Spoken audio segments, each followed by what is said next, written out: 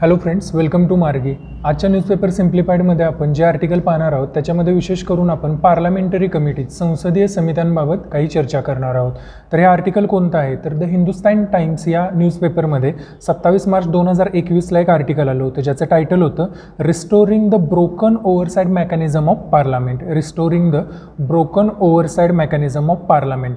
त्याचा कंटेक्स्ट काय होता तर का हे आर्टिकल आलेलं तर त्याचा कंटेक्स्ट असा होता, Indian parliament recently passed the national capital territory of Delhi amendment bill 2021 without sending it to parliamentary committee. म्हणजे सध्या जे पार्लमेंटने आपल्या भारताच्या संसदेने एक बिल पास केलं होतं ज्याचं नाव होतं national capital territory of Delhi amendment bill 2021। तर हे बिल जे आहे ते भारतीय संसदेने संमत केलं आणि ते संमत करत असताना ते जे बिल आहे ते संसदीय समितीकडे न पाठवताच ते संमत केलं। मग याच्यावरून संसदीय समित्यांवरती बरीचशी चर्चा सुरू आहे की पार्लमेंट आता बरेचसे बिल संसदीय समित्यांकडे न पाठवता परस्पर संमत करत आहे। तर मग हे योग्य आहे का किंवा संसदीय समित्यांकडे असे बिल पाठवणं हे गरजेचं आहे का, बाइंडिंग आहे का? तर या अनुषंगाने बरीचशी चर्चा वेगवेगळ्या वर्तमानपत्रांमध्ये सुरू होती।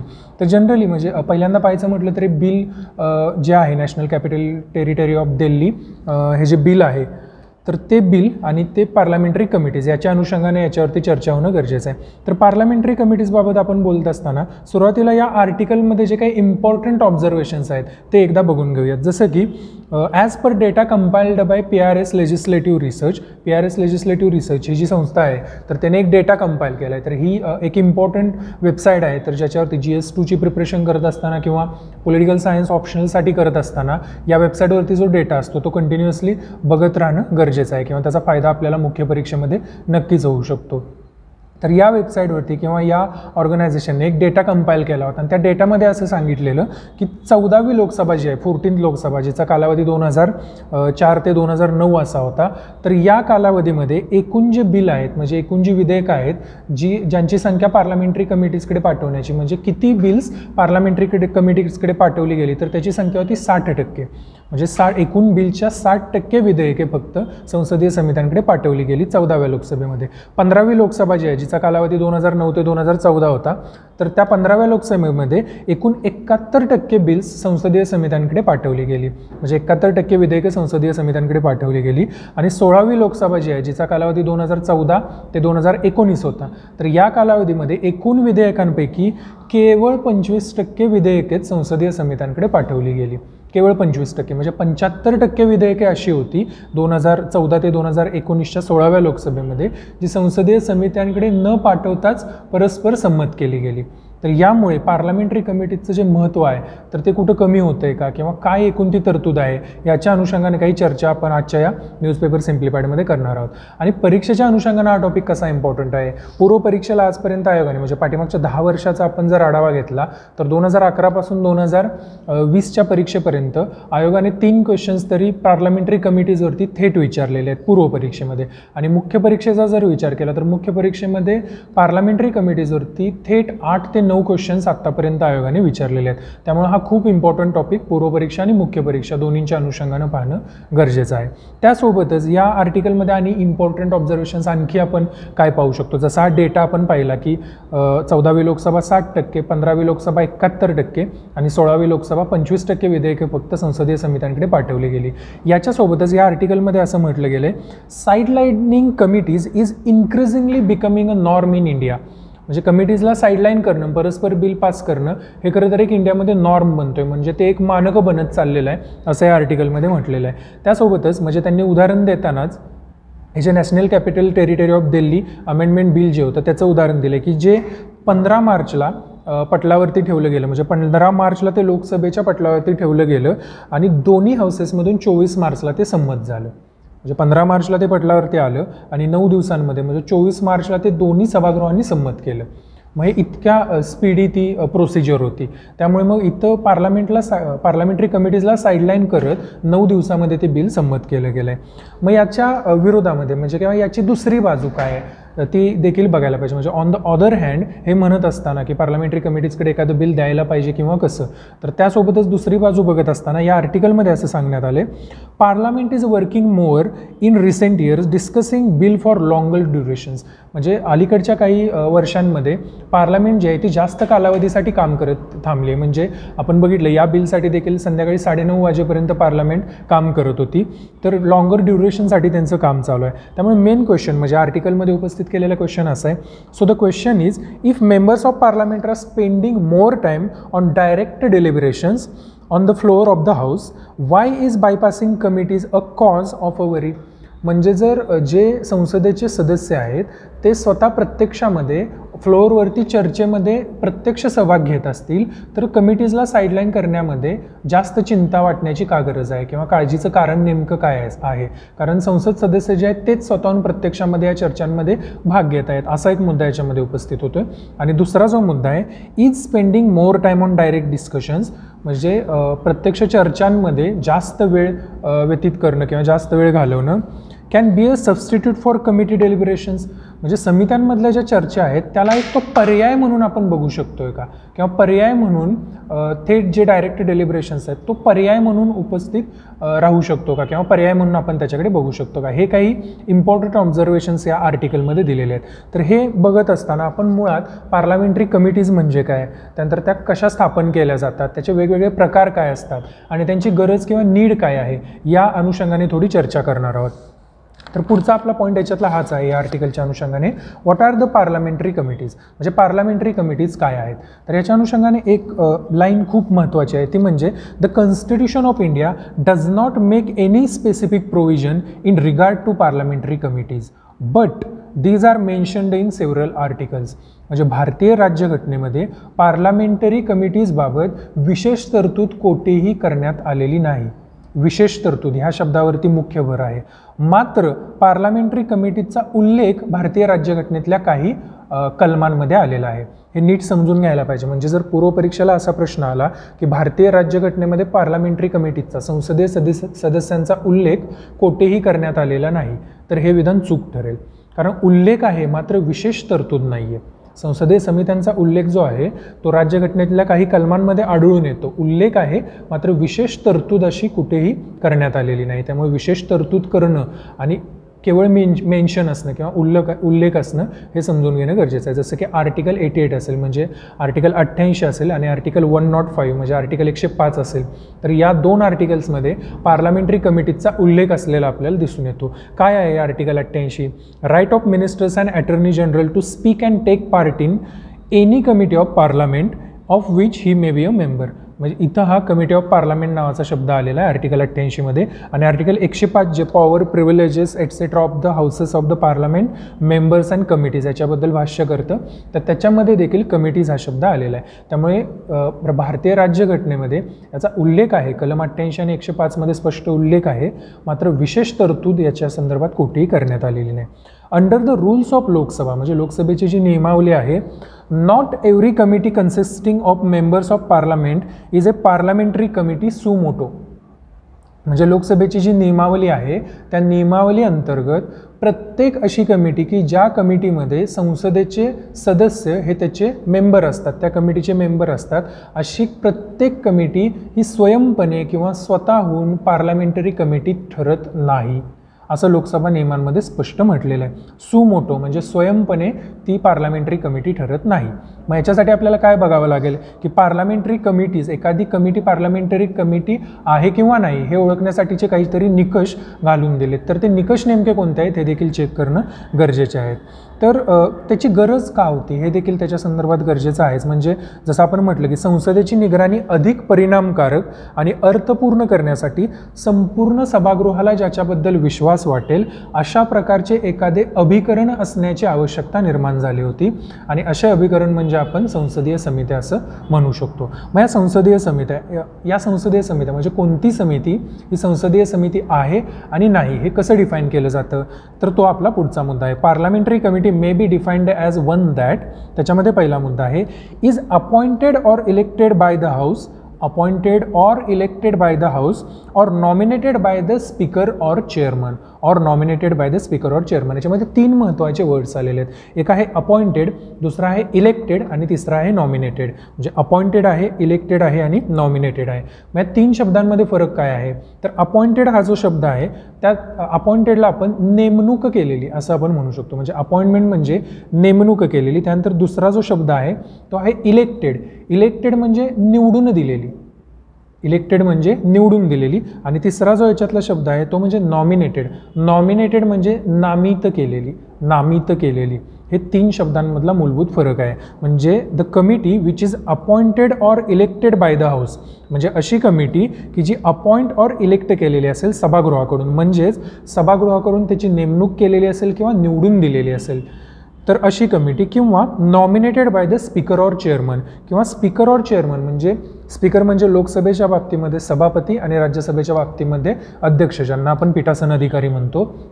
तर अशा पीठासन अधिकाऱ्यांनी जी नॉमिनेट केलेली असेल म्हणजे नामित केलेली असेल अशी समिती, हे याच्यातला पहिला निकष म्हणून आपण पाहू शकतो. दुसरा जो निकष आहे works under the direction of speaker or chairman. Works under the direction म्हणजे पीठासन अधिकाऱ्यांच्या निदेशाखाली जी समिती काम करते अशी समिती. तिसरा जो याच्यातला निकष आहे तो म्हणजे presents its report to the house or the speaker or chairman. म्हणजे जो अहवाल आहे स्वतःचा तर तो अहवाल संबंधित सभागृहाच्या पीठासन अधिकाऱ्यांकडे सादर करते. संबंधित सभागृहाचे पीठासन अधिकारी म्हणजे लोकसभेच्या बाबतीमध्ये सभापती आणि राज्यसभेच्या बाबतीमध्ये अध्यक्ष. त्यानंतर चौथा जो निकष आहे तो आहे has a secretariat provided bye Lok Sabha Rajya Sabha secretariat. म्हणजे लोकसभा आणि राज्यसभा सचिवालयाने त्यांना स्वतंत्र सचिवालयाची तरतूद किंवा स्वतंत्र सचिवालयाची व्यवस्था करून दिलेली असते. तर असे 4 निकष पूर्ण करणारी कोणतीही समिती ही संसदीय समिती म्हणून ओळखली जाईल. त्यामुळे हे 4 निकष महत्त्वाचे आहेत. त्याच्यानंतर याचं एक उदाहरण पाहायचं झालं म्हटलं तर consultative committees attached to various ministries and departments consist entirely MPs but they are not parliamentary committees. म्हणजे कन्सल्टेटिव्ह कमिटीज ज्या आहेत तर त्या consultative committees attached to various ministries and departments म्हणजे वेगवेगळ्या मंत्रालयाच्या विभागांना आणि मिनिस्ट्रीजना म्हणजे मंत्रालयांना ज्या संलग्न असणाऱ्या कन्सल्टेटिव्ह कमिटीज आहेत. कन्सल्टेटिव्ह कमिटीज ज्यांना मराठीमध्ये सममंत्रक समित्या असं त्याचं मराठीकरण केलं जातं. सममंत्रक समित्या कन्सल्टेटिव्ह समिती कमिटीज. तर त्यात सममंत्रक समित्या ज्या आहेत तर त्याचे मेंबर जे आहेत ते सभागृहातलेच सदस्य असतात. पण म्हणजे जरी कन्सल्टेटिव्ह कमिटीजमध्ये सभागृहातलेच सदस्य हे त्या कमिटीचे मेंबर असले तरी देखील ती समिती संसदीय समिती म्हणून ओळखली जात नाही.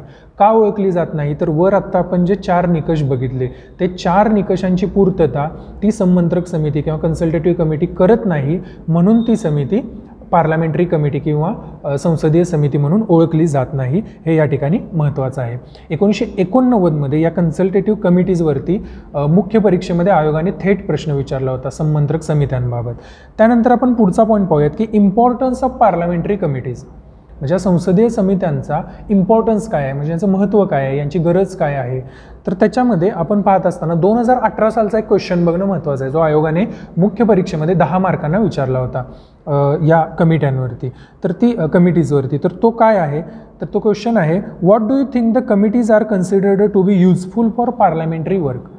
पार्लमेंटरी वर्कसाठी ज्या कमिटीज आहेत ज्या समित्या आहेत त्या कशा युजफुल आहेत त्याच्या संदर्भात तुम्हाला काय वाटतं. या अनुषंगाने हा प्रश्न 2018च्या मुख्य परीक्षेमध्ये 10 मार्काला विचारला होता. तर त्याच्यामध्ये पहिला मुद्दा आपण असं बघू शकतो to make parliamentary surveillance more effective and meaningful. Parliamentary surveillance जो आहे तर तो मोर इफेक्टिव्ह आणि मिनिंगफुल बनवण्यासाठी संसदीय समित्यांची आवश्यकता आहे असं आपण पहिला याच्यामध्ये मुद्दा म्हणू शकतो. म्हणजे आपण मगाशी जसं म्हटलं की संसदीय किंवा संसदेची निगराणी अधिक परिणामकारक आणि अर्थपूर्ण करण्यासाठी संपूर्ण सभागृहाचा विश्वास असेल अशा एखाद्या अभिकरणाची आवश्यकता आहे आणि ते अभिकरण म्हणून संसदीय समित्या काम करत असेल. तर त्या अनुषंगाने आपण असं म्हणू शकतो की to make parliamentary surveillance more effective and meaningful. त्याच्यानंतर जो दुसरा मुद्दा आहे याच्यातला तो आहे to review administrative action and examine numerous and complicated legislative proposals and subordinate legislations which require expertise and close scrutiny. म्हणजे याच्यामध्ये आपण असं म्हणू शकतो की ज्या ॲडमिनिस्ट्रेटिव्ह ॲक्शन्स आहेत म्हणजे प्रशासकीय ज्या कृती आहेत त्या प्रशासकीय कृतींचं त्यानंतर वैधानिक ज्या प्रक्रिया आहेत त्या वैधानिक प्रक्रियांचं किंवा वैधानिक प्रस्तावांचं एक क्लोज स्क्रुटिनी होण्यासाठी, त्यासोबतच त्यांच्यावरती तज्ज्ञांच्या मार्गदर्शन घेण्यासाठी एका स्क्रुटिनी करणाऱ्या कमिटीची आवश्यकता आहे किंवा स्क्रुटिनी करणाऱ्या एखाद्या अभिकरणाची आवश्यकता आहे, जे की even subordinate legislation which require expertise and close scrutiny, म्हणजे सबऑर्डिनेट लेजिस्लेशन जे आहे, ज्याला मराठीमध्ये दुय्यम विधिविधान असं त्याचं मराठीकरण केलं जातं, तर ते जे सबऑर्डिनेट लेजिस्लेशन्स आहेत तर त्याचं देखील, त्या दुय्यम विधिविधानांचं देखील स्क्रुटिनी करण्यासाठी एखाद्या अभिकरणाची आवश्यकता आहे. ती पूर्तता किंवा ती जी गरज आहे ती पार्लमेंटरी कमिटीज भरून काढेल. त्याच्यानंतर 3 नंबरचा मुद्दा आहे, due to enormous workload it does not possible for MPs to undertake detailed investigation और even to discuss every matter at length. म्हणजे जो संसद जी आहे तर संसदेच्या दोन्ही सभागृहांचा एकूण जो व्याप आहे, धोरण निश्चितीकरण असेल, लोकांच्या प्रश्न सोडवणं असेल, त्या अनुषंगाने वेगवेगळ्या चर्चा असतील, तर हा जो एकूण काही जो व्याप आहे तो व्याप पाहता संसद सदस्यांना प्रत्येक मुद्द्यावरती बारकाईनं लक्ष देणं किंवा प्रत्येक मुद्द्यावरती म्हणजे विशेष करून लक्ष देणं, त्याच्यावरती व्यापक आणि प्रदीर्घ चर्चा करणं हे शक्य नाही आहे. मग ते जर शक्य नसेल तर कमिटीज एन्श्युअर अ फुल्लर अँड मोर कॉम्प्रेहेन्सिव्ह एक्झामिनेशन. अशा पद्धतीचं जे प्रदीर्घ चर्चा आहे किंवा त्याचं जे परीक्षण आहे हे करण्याची जी गरज आहे ती संसदीय समित्या पूर्ण करते. त्यानंतर पुढचा मुद्दा आहे, as a result it saves the time of the house for discussion of important matters. म्हणजे संसद या तपशिलांमध्ये गुंतून न पडल्यामुळे संसदेला इतर जे महत्त्वाचे काही मुद्दे आहेत त्याच्या संदर्भात चर्चा करण्यासाठी वेळ उपलब्ध होतो. त्यानंतर पुढचा जो मुद्दा आहे, it prevents parliament from getting lost in details and thereby losing hold on matters of policy and broad principles. म्हणजे संसद जर या वेगवेगळ्या बारीक सारीक तपशिलांमध्ये जर गुंतून पडली तर ठळक तत्वांवरील आणि धोरणात्मक बाबी ज्या आहेत तर ठळक तत्वे आणि धोरणात्मक बाबींवरील संसदेचे लक्ष विचलित होण्याची शक्यता नाकारता येत नाही. म्हणून असं एखादं अभिकरण असेल की जे या मुद्द्यांच्या डिटेलमध्ये जाईल तर त्याची गरज या ठिकाणी प्रतिपादित केली आणि त्या गरजेतूनच संसदीय समित्यांची निर्मिती झाली असं आपण म्हणू शकतो किंवा संसदीय समित्यांना एक प्रकारचं महत्त्व प्राप्त झालं असं आपण या ठिकाणी म्हणू शकतो.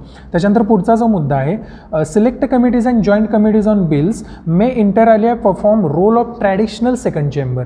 सेकंड चेंबर म्हणजे समजा एक जी 2 गृह आहेत तर त्याच्यामधलं एखादं बिल एका सभागृहामध्ये प्रथम मांडलं गेलं तर सेकंड चेंबर त्याच्या स्क्रुटिनीचं जे काम करतं तर त्या स्क्रुटिनीचं काम करण्याचंच काम संसदीय समित्या देखील करू शकतात किंवा त्या करतात असं याच्यामध्ये म्हणण्यात आलेलं आहे. म्हणजे निवड समित्या आणि संयुक्त समित्या दुसऱ्या सभागृहाची पारंपरिक भूमिका पार पाडू शकतात असं या ठिकाणी म्हणण्यात आलं आहे. त्यानंतर पुढचा मुद्दा आहे, some of the committees perform functions that would otherwise belong to the opposition by keeping executive on toes and prevent them from becoming arbitrary.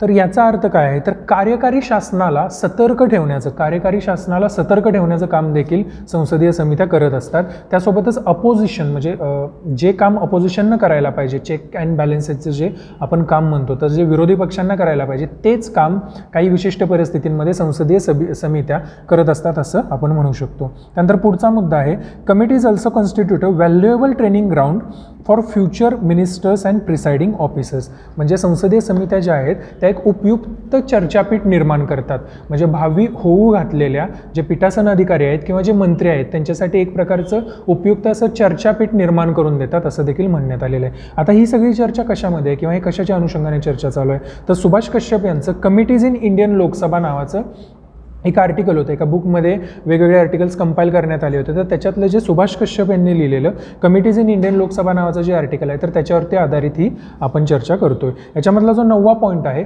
तो आहे, committees act as liaison between parliament and the people on one hand and between government and people on other hand.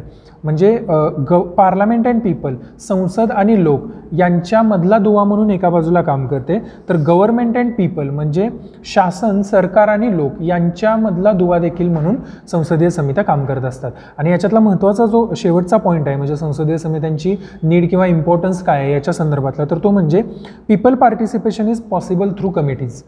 म्हणजे लोकांचा सहभाग किंवा जनसहभाग जो आहे तो committees through possible होऊ शकतो, त्यामुळे त्यांची गरज महत्त्वाची ठरते. तर असे काही इम्पॉर्टंट पॉईंट्स आहेत. तर हे पॉईंट्स तुम्हाला सुभाष कश्यप यांचं अवर पार्लमेंट नावाचं जे पुस्तक आहे जे मराठीमध्ये आपली संसद या नावाने देखील उपलब्ध आहे त्याच्यामध्ये संसदीय समित्या नावाचा जो टॉपिक आहे तर त्याच्यामध्ये सविस्तर चर्चा देखील आपल्याला असलेली पाहायला मिळते. त्यानंतर पुढचा जो पॉईंट आहे तो म्हणजे टाईप्स ऑफ कमिटीज. म्हणजे टाईप्स ऑफ कमिटीज, कमिटीचे प्रकार काय आहेत, संसदीय समित्यांचे प्रकार काय आहेत तर त्याच्यामध्ये 2 महत्त्वाचे प्रकार आपल्याला दिसून येतात. एक आहे तो म्हणजे स्टँडिंग कमिटीज आणि दुसरा आहे तो म्हणजे ॲडहॉक कमिटीज. मला मराठीमध्ये आपण म्हणू शकतो की स्टँडिंग कमिटीज म्हणजे स्थायी समिती आणि ॲडहॉक कमिटीचं मराठीकरण तदर्थ समिती असं केलेलं आपल्याला दिसून येतं. म्हणजे जो मराठी अनुवाद आहे त्या पुस्तकाचा, अवर पार्लमेंट नावाचं सुभाष कश्यप यांचं जे पुस्तक आहे त्यांचं न ब पाटील यांनी मराठी अनुवाद केलेला आहे, त्याच्यामध्ये ॲडहॉक कमिटीजना तदर्थ समित्या असा शब्द वापरण्यात आला आहे. तर या काय असतात स्टँडिंग कमिटीज आणि ॲडहॉक कमिटीज? तर standing committees elected by the house or nominated by the speaker or chairman. मग अशा आपण इलेक्टेड, नॉमिनेटेड या हे जे शब्द आहेत तर त्यांचा आपण अर्थ स्वतंत्रपणे पाहिलेलाच आहे. Elected by the house or nominated by the speaker or chairman every year or from time to time. म्हणजे दरवर्षी त्या नियुक्त केल्या जातात किंवा टाईम टू टाईम त्या नियुक्त केल्या जातात.